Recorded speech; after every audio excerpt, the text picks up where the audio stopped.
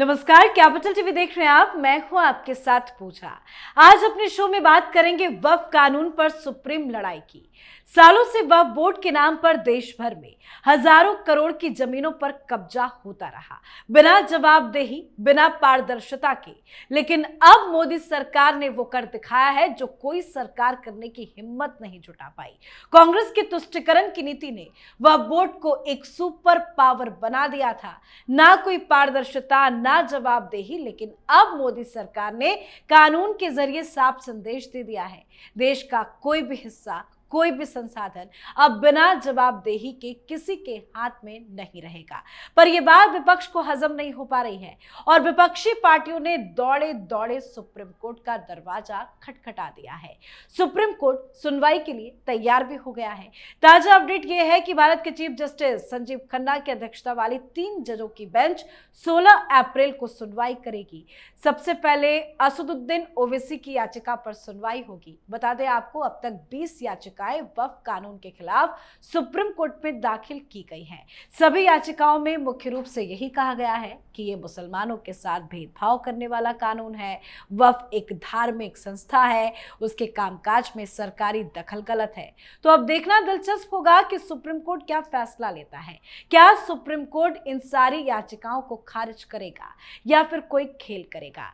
कैसे वक्फ पर supreme court की लड़ाई जीतेंगे पीएम मोदी और अमित शाह, आज इसी पे चर्चा करेंगे। मेरे साथ स्टूडियो में मौजूद हैं कैपिटल टीवी के editor in chief doctor Manish Kumar. Doctor साहब, बहुत बहुत स्वागत है आपका। धन्यवाद। 16 तारीख को बताई जा रही है कि सुनवाई होगी, बेंच भी तय कर दी गई है। क्या उम्मीद लगाई जाए सुप्रीम कोर्ट से? क्या पीएम मोदी सुप्रीम लड़ाई जीत पाएंगे?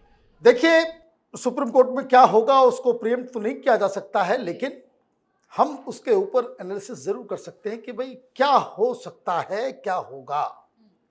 प्रधानमंत्री मोदी जीतेंगे और ये सारे नकलची, फ्रॉड, सेकुलरिस्ट ये सब हारेंगे।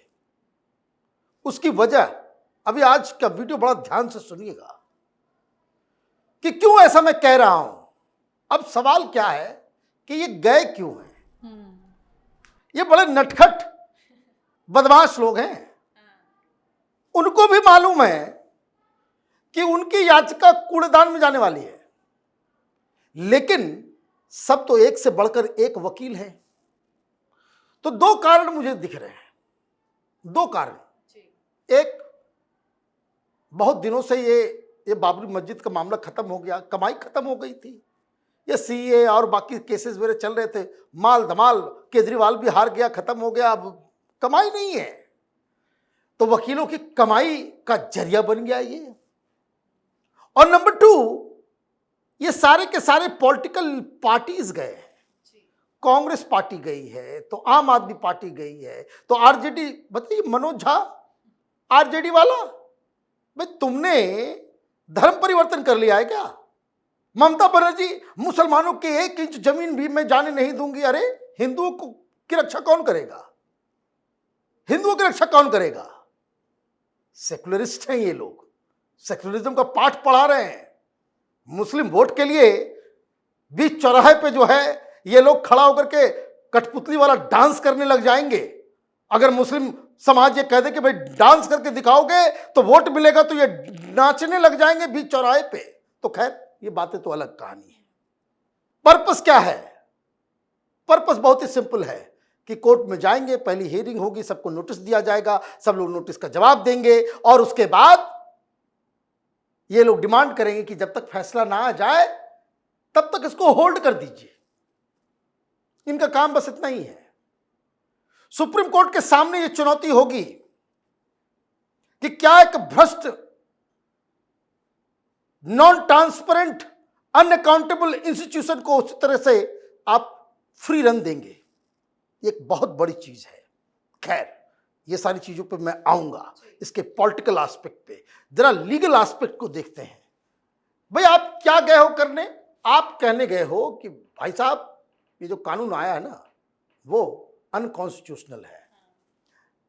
और आप लोग ऐसे जंतु हैं कि इस अनकॉन्स्टिट्यूशनल काम में आप शामिल थे। Look at the level of fraud. ये लोग कह रहे हैं कि ये कानून जो आया है, जो पास हुआ है, वो अनकॉन्स्टिट्यूशनल है और ये सब के सब जंतु उस अनकॉन्स्टिट्यूशनल चीज में शामिल थे। ये ओवैसी था ना, वहां भाषण दे रहा था लंबा लंबा। ये कपिल सिब्बल गए अर्जी लेकर के, वहां क्या कर रहे थे? घास छिल रहे थे क्या संसद के अंदर में? ये मनु सिंघवी नहीं थे? ये मनोज झा नहीं था क्या? ये आम आदमी पार्टी के लोग नहीं थे? टीएमसी के लोग नहीं थे क्या?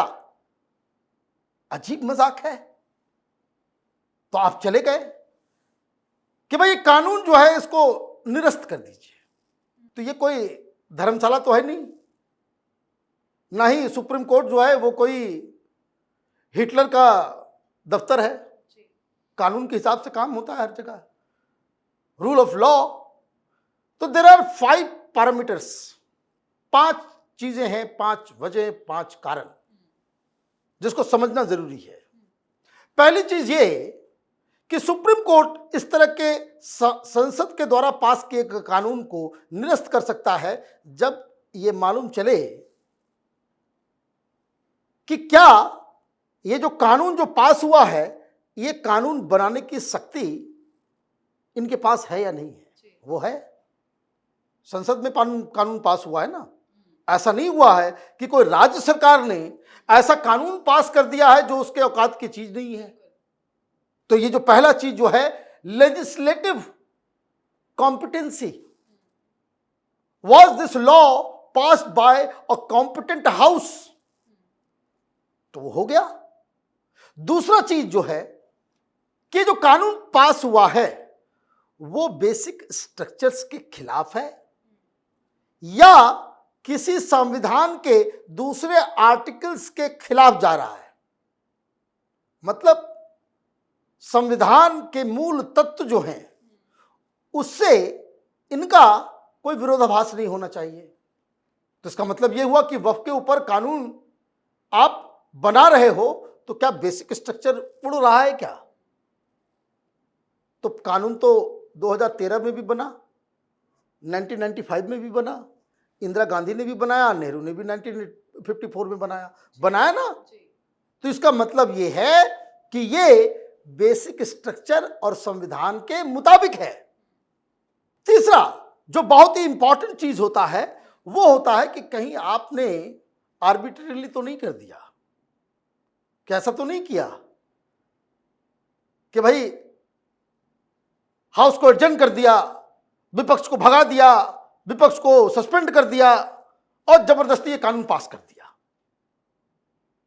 तब भी सुप्रीम कोर्ट कह सकता है कि नहीं भाई इतना बड़ा मामला है, ये सही तरीके से नहीं किया गया, तो उसमें भी ये फेल हो जाएंगे। कारण कि भाई पेश किया गया, इन लोगों की डिमांड थी, जेपीसी में भेजा गया, जेपीसी में भी गया मामला, जेपीसी के बाद सब लोगों को टाइम दिया गया, सब लोगों ने पार्टिसिपेट किया, सब लोगों ने भाषण दिया। जो लोग कोर्ट के अंदर बेशर्म की तरह खड़े हैं, इन लोगों ने भी वहां पार्टिसिपेट किया। ये वही है बैड लूजर्स कि मैच हार जाओ तो फिर भी कहोगे ये ठीक नहीं है, वहां कंप्लेन करेंगे, वहां ये करेंगे। अरे भाई बहुमत लेकर के आ जाना, फिर से कानून बना देना। हार स्वीकार नहीं है, हार स्वीकार नहीं है भाई। इतना ही ज्यादा तुम लोगों को दिक्कत है इंडी गठबंधन, 2029 की तैयारी कर लो, बहुमत में आ जाना और फिर अपने हिसाब से फिर 2013 वाला कानून जो है फिर से पास करा लेना, कौन रोक रहा है। लेकिन दिक्कत क्या है कि मुसलमानों का वोट बैंक चाहिए इनको। मुसलमानों के सामने ये बताना जरूरी है कि भाई हम तुम्हारे लिए लड़ रहे हैं। तो जो 3 बेसिक पैरामीटर है उसमें तो ये फेल है, इसलिए मोदी जीतेंगे, ये सब हारेंगे। 2 और इंपॉर्टेंट चीज है, वो ये है कि भाई क्या सुप्रीम कोर्ट के सामने इस तरह का मामला पहले आया? क्या इस तरह की चीजें चैलेंज हुई? क्या जिस सब्जेक्ट के ऊपर आप डील कर रहे हो यह मामला पहले भी आया था? तब आपने क्या किया था? तब आपने कह दिया था, ये पूछा था पिटिशनर्स से कि ये बताओ कि वक्त में तुम्हारी जमीन कितनी गई है। ये पूछा गया था सुप्रीम कोर्ट के जज के द्वारा। यहां क्यों चले आए मुंह उठा करके? हाईकोर्ट जाओ। वक्फ के ऊपर अभी अलग अलग हाई कोर्ट्स में 120 के आसपास याचिका ऑलरेडी उसकी सुनवाई चल रही है। 120।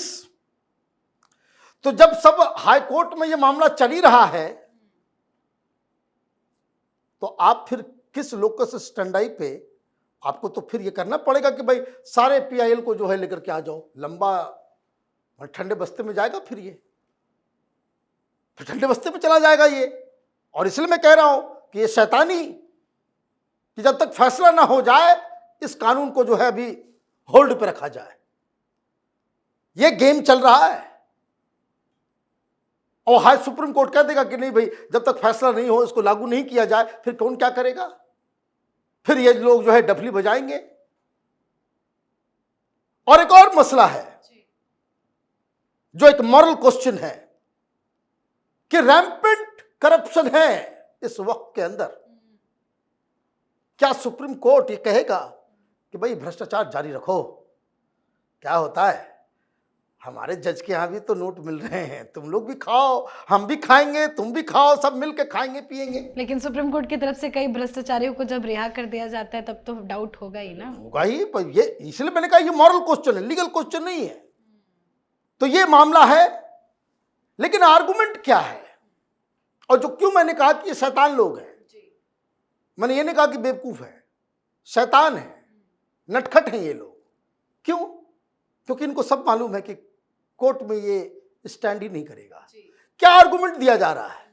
आर्गुमेंट ये दिया जा रहा है कि आर्टिकल 25, 26 जो है हमें ये आजादी देता है कि हम अपने हिसाब से अपना इंस्टीट्यूशन बना सके। तो हमने सोचा चलो भाई जरा आर्टिकल 25 को खोलते हैं, देखते हैं क्या लिखा हुआ है उसके अंदर। तो freedom of conscience and free profession, practice and propagation of religion. क्या आप अपने मन से धर्म को फॉलो कर सकते हैं? उसकी आजादी है। आजादी उस धर्म को प्रैक्टिस करने का भी है और आजादी उस धर्म को आगे बढ़ाने का भी है। ठीक? और ये कह रहे हैं कि ये जो कानून जो बना है वो हमारे धार्मिक आजादी के ऊपर एक हनन है। ये सारे लोगों का आर्गुमेंट है। तो आजादी तो मिली हुई है 25 से, लेकिन ठीक से इन लोगों ने पढ़ा नहीं। क्यों नहीं पढ़ा? कि 25 के दो पार्ट्स हैं। और पहला क्या कहता है कि subject to public order, morality and health and to the other provisions of this part, other provisions of this part, fundamental rights के इसमें है, all persons are equally entitled to freedom of conscience and right freely to profess, practice and propagate religion। ठीक, यही बात हो गई। 25(1) यही कह रहा है। 25(2) क्या कह रहा है?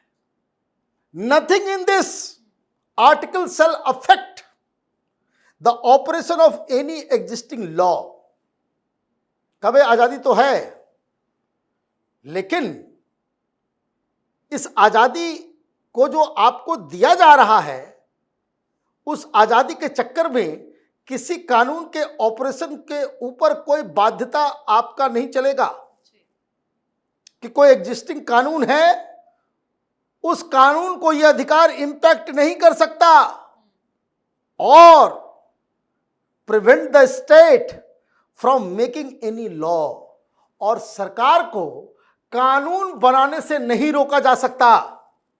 आपको आजादी है प्रोफेस करने का, प्रैक्टिस करने का और उसको प्रोपगेट करने का, लेकिन सरकार के पास यह आजादी के चक्कर में सरकार को बांधा नहीं जा सकता। सरकार चाहेगी तो कानून बना सकती है। किन किन चीजों के ऊपर? वो ए और बी में लिखा हुआ है। रेगुलेटिंग और रिस्ट्रिक्टिंग एनी इकोनॉमिक, गिर गया विकेट, गिर गया विकेट, कि कोई भी इकोनॉमिक गतिविधि धर्म के नाम पे हो रहा है, उसको रेगुलेट करने के लिए सरकार कानून बना सकती है। कोई पॉलिटिकल काम, financial, economic, financial, political and other secular activity, religion के नाम पे अगर आप कोई फिनेंशियल ट्रांजैक्शन कर रहे हैं, फिनांस का काम कर रहे हैं, कोई प्रॉपर्टी का काम है, इकोनॉमिक काम है, पॉलिटिकल काम है, या फिर कोई और सेक्युलर गतिविधि। सेक्युलर गतिविधि क्या हुआ? जिसका धर्म से कोई लेना देना नहीं है। पूजा पद्धति ये सब नहीं कि जैसे आप अगर कोई ट्रस्ट कोई मंदिर है, कोई उसके पैसा आ रहे हैं तो आपने उस पर हॉस्पिटल खोल दिया। तो ऐसा नहीं है कि वो धर्म के नाम पे हॉस्पिटल चल रहा है तो उस पर सरकार का कानून नहीं लगेगा। अपने हिसाब से हॉस्पिटल आप चलाएंगे, फिर वो सरकार जो है उसके ऊपर कानून बना सकती है।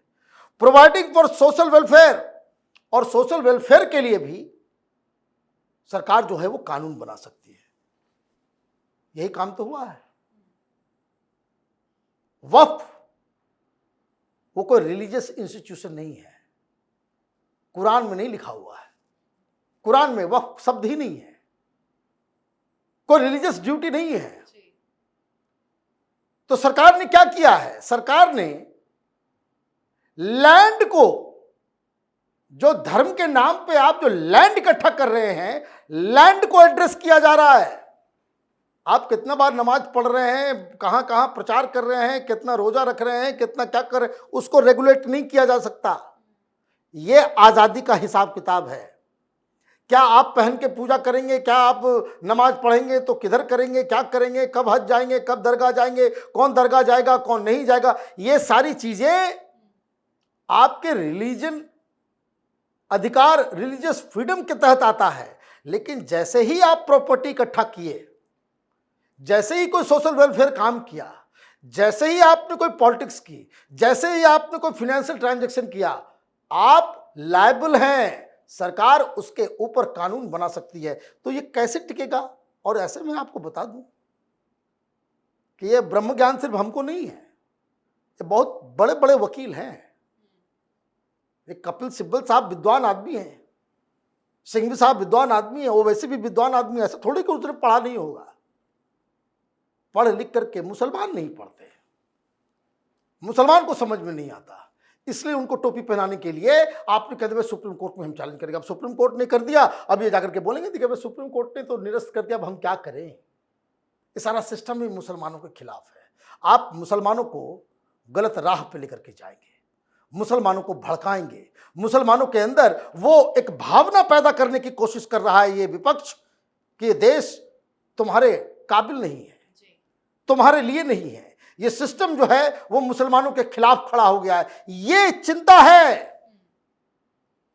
तो एक रेमिफिकेशन भी है।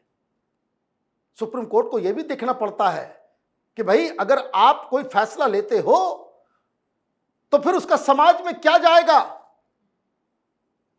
उसी तरीके से जो रिस्ट्रिक्शंस आर्टिकल 25 में, वही 26 में भी है, वही 26 में भी है। और बहुत सारे केसेस में लेकर के आया, वीडियो तो बड़ा लंबा हो जाएगा।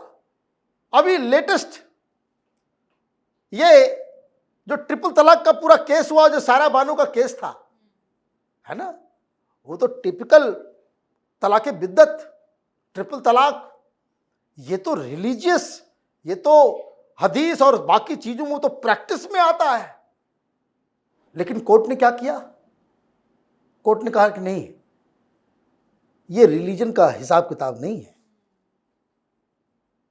इसीलिए जो कहा गया जजमेंट में, the court held that an injunction would continue to bar Muslim male from practising triple talaq till a legislation is enacted for that purpose. दो बातें हो गई कि तलाक के मसले में जो रिलीजन के द्वारा वो स्थापित है, ये वक्फ नहीं है, वो तो तलाक का सिस्टम, वो तो रिलीजियस, वो तो शरिया के तहत वो काम कर रहा है। उसमें सुप्रीम कोर्ट ने कहा कि ना, ये नहीं चलेगा। ये मामला एक महिला के फंडामेंटल राइट के हनन का है। और दूसरी बात जो ज्यादा इंपॉर्टेंट है कि ये तब तक मुस्लिम मेल ट्रिपल तलाक नहीं दे सकते जब तक सरकार कोई कानून लेकर के नहीं आती है। मतलब जो रिलीजियस गतिविधि है उसमें भी सुप्रीम कोर्ट ने कहा कि सरकार कानून बना सकती है। यह इंपॉर्टेंट मसला है। ये नहीं चलेगा कि आप जो है इस तरीके से देश में जो है उत्पात मचा करके, प्रेशराइज करके, आप वोट बैंक की गंदी राजनीति करके आप दिन को रात और रात को दिन करवा लें, ये पॉसिबल नहीं है। तो अब बात समझ में आ गई होगी कि क्या हश्र होने वाला है। और एक सवाल जो पिछली बार सुप्रीम कोर्ट के जज ने पूछा था कि भाई पेट में क्यों दर्द है आपको, वक्फ क्यों बंद करवाना चाहते हो, तो पहला सवाल जो ओवैसी साहब से पूछा जाना चाहिए, ये मनोज झा से भी पूछा जाना चाहिए, ये मुस्लिम पर्सनल लॉ बोर्ड वाले से भी पूछा जाना चाहिए कि तुम्हारे पेट में क्या दर्द हो रहा है, तुमने कितना वक्फ किया है जमीन, पहले ये बताओ। ये मनोज झा उड़ते गए हैं, मनोज झा से पूछना चाहिए कि भाई तुमने कितना वक्फ किया है जमीन, सिब्बल साहब बताएं कितना वक्फ किया है आपने जमीन। आप तो इस कानून की वजह से आप उसके कोई विक्टिम तो नहीं बन रहे, आपके अधिकार का तो कोई हनन नहीं हो रहा। ओवैसी से भी पूछना चाहिए कि भाई आपने, आपके खानदान ने कितना वक्फ किया, और सवाल उनसे यह भी पूछा जाना चाहिए कि ये सारी रिपोर्ट्स आ रही हैं कि आप 3,000 करोड़ वक्फ की जमीन के ऊपर बैठ गए हैं, उसका हिसाब किताब कौन देगा। तो मुझे लगता है कि 16 तारीख को इन लोगों का पर्पस समझ लीजिए क्या है।